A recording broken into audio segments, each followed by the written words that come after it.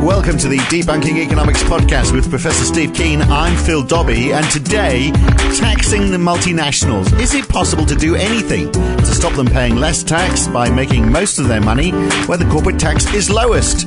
We'll look at how they do it and how we can stop them, if we can stop them, today on the Debunking Economics podcast.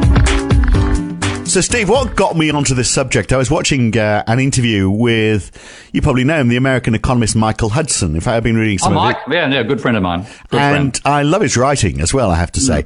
He was talking about balance of payments and how he worked for Standard Oil. And he was trying to work out where they made their profits. And in explaining it all, it just explains so simply how simple it is for multinationals to basically, do transfer pricing. Because he said their profit was all coming from countries like Liberia and Panama, countries that only use the US dollar. They've got their own currencies, but they're worth exactly the same as $1. They're pegged 1-to-1 to the dollar, so everyone just uses the US dollar. Oil companies sell cheaply to their operations in these countries where they do nothing with them. They don't pay any tax, but then they sell them on at a very high price to their refineries in Europe and America, where the price is so high that they don't pay any tax because they're not really making any profit. It's as simple as that. And that's the way multinationals work. It was then, and it still is now, and it doesn't seem like we can do anything to stop that happening. Yeah, look, I've known this for about 45 years, 50 years. Because of as well as they're doing work on multinationals and how they do their transfer pricing and so on. One of my good friends back at Sydney University is a guy called Greg Crow, and Greg was working for a while on the Transnational Research Centre at Sydney University, founded by Ted Wheelwright. So I was aware of all these shenanigans, from Greg's research. And Ted Wheelwright's research as well. But I also had just a little cameo once. I remember it's still one of those things that sticks in your mind. And why does it stay in your mind? But it did. And this is at a party with a bunch of my friends back when I was a 20-year-old rather than a 65-year-old as I am now in the mid-20s. And I was talking about Greg's research to a computer programmer. And he said, oh, look, I get experience of this all the time. He said, I work for a multinational. I've forgotten which one it was. And he said, I rang up one day to get some advice about a particular subroutine in our database system. And he said he's good friends with the person in the account section. And the person in the account section, that telephone call cost us $10,000. And he went, what? And he said, that's the price the Americans charge if we ring up for advice, $10,000 an hour. Now, that's inside the same company. Okay. Yeah. So a telephone call, which, might have cost, $10, let's say it was $10 a minute back in those days.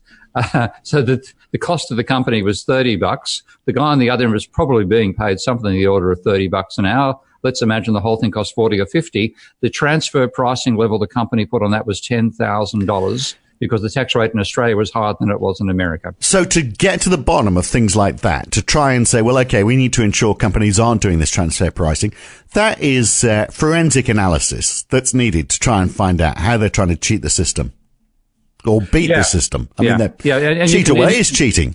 It is cheating. It's frankly cheating. And this is where a large part of the accumulation of wealth has come from over the last 30 or 40 years. And we know how extreme it's got.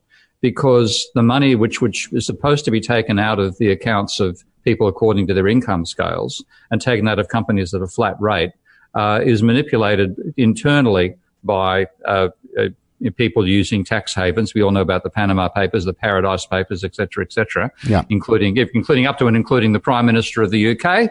By the looks of it, his dad was using one of these schemes, and there he is supposed to be the one managing the taxation system, and his family's involved in I think Cameron, one of them was involved. We know that from the Paradise Papers. That's at the personal level. But the really big stuff happens with the transnational corporations at the international level.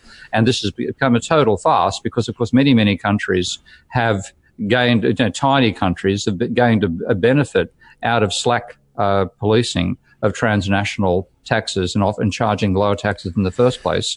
And that's where they've got their alleged operations and their alleged profits. And this is why so many US companies have so much money sitting overseas, which of course is what Donald Trump was trying to stop, or at least I don't think he was trying to stop it, at least trying to get that money to come back into the United States. So the US had $2.5 trillion sitting overseas Obviously, that's not good for the US balance of trade either. So you've got US companies making big profits, but the money's not being repatriated, so it doesn't appear as a balance of trade benefit. So Donald Trump offered them a tax break last year. Repatriate your profits and pay a one-off tax of 15%. Seems like a smart move. It doesn't solve the problem, but at least it gets that money back from Panama or wherever it's sitting. Maybe a short-term smart move, but on the other side, it's sort of like helping those companies, isn't it? Saying, well, if you continue to misbehave, if we give you an amnesty like this, then, even better. You can get the money back where you want it. Yeah, I mean, this is one of the problems about trying to use income tax in the first place, is the basis of taxation in a modern society. Because when you look at where income tax comes from, I think it dates from, it's around the time of the First World War. It hasn't been something which was permanently a way of funding government. And of course, the scale of government now is far larger than it was back in those days. So I don't know the precise figures for the American economy, but I believe that the rough scale of the level of government expenditure when this Great Depression hit was of the order of 5 to 7% of GDP. After the Great Depression and after the Second World War, it leapt to 25 to 30% of GDP. Now, in that situation, you had to get a larger tax source because this comes down to how money is created as well. So I'm not saying the government has the tax to spend by any means, but it doesn't. But when it's spending that much money into the economy, if you're talking about spending, let's say, 7% of GDP into the economy from your capacity to create money as a government, then you don't need a large tax base to claw a fair bit of that back until the amount of money you're creating is roughly equivalent to the increase in the size of the GDP of the economy divided by how often money turns over. And that's my little metric for how much of a deficit a government should normally run. So when you're talking back in the days of the pre-Great Depression, 7% of GDP is your level of spending, money turning over about twice, two to 2.5 times per year.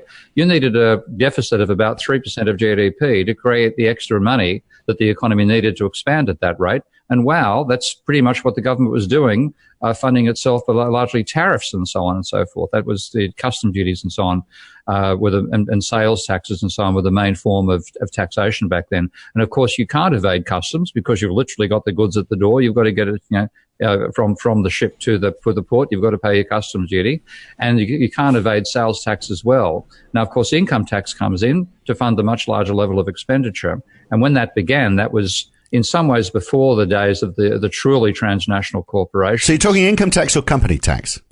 So income tax, right. Income tax. But company tax existed as well, but I don't think, again, it wasn't anything like the scale that it was before the Great Depression. So the increase in the scale of government meant that most of the burden for this hoovering the money the government's creating back out of the economy, which is fundamentally what tax does, that burden fell on income tax. And when it began, with progressive income taxes, of course, you had in the UK, we all know that the Beatles were talking about leaving the UK because they were paying a 99% rate of income tax. And of course, if you're paying that much tax as an individual, you're going to say, how's Monaco these days? And move out. So that's fair enough. But for the corporations, this was, how do we manage to minimize the amount of money the government's sucking out of what we've managed to pull in ourselves from our sales? And the easiest way was to operate in 2 countries, persuade one of them to offer you nice little perks in return for you moving your operations there but paying no tax.